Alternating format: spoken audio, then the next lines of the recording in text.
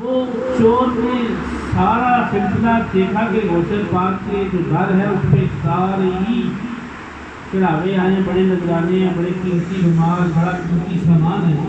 تو شیخ عبد القادر جیلانی رحمۃ اللہ علیہ رات جب اپنے کمرے میں نماز عشاء ادا کر رہے تھے، اس چور نے کہا کہ آج ڈاکہ ماروں گا، سارے ہی مال لوٹ کے لے کے جاؤں گا، سارے ہی لوٹ لوں گا۔ اب جب وہ مدرسے کی دیوار پھلانگ کر اندر داخل ہوا تو اسے سب کچھ نظر آتا تھا۔ جب مدرسے سے باہر جانے کی کوشش کرتا، مال اس نے اپنا اکٹھا کر لیا، لیکن ایک روایت میں یہ بھی آتا ہے کہ غوث پاک کی بارگاہ میں سے مال نظر ہی نہیں آیا۔ اسے یہ معلوم نہیں تھا کہ غوث پاک شام ہونے سے پہلے سارا مال اللہ کی راہ میں وقف کر دیتے ہیں اور غرباء میں تقسیم کر دیتے ہیں۔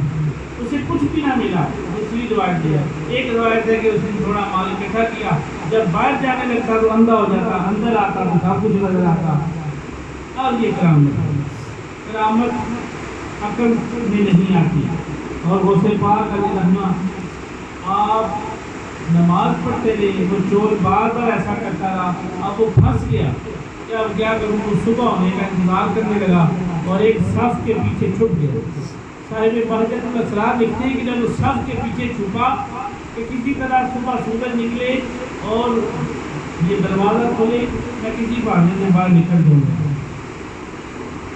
اب رات کے وقت حضرت خضر علیہ السلام تشریف لائے اور غوث پاک کی بارگاہ میں آ کے کہا، اے عبد القادر جیلانی، آج فلان جگہ کے ابدال چھوڑ دو۔ ابدال ایک ولی کی قسم ہوتی ہے جو کائنات میں 40 ابدال نہ ہونا، ایک ابدال کم ہو جائے کائنات کا نظام درم برم ہو سکتا ہے، کیونکہ وہ کائنات کے نظام کو چلا رہے ہیں اللہ کی۔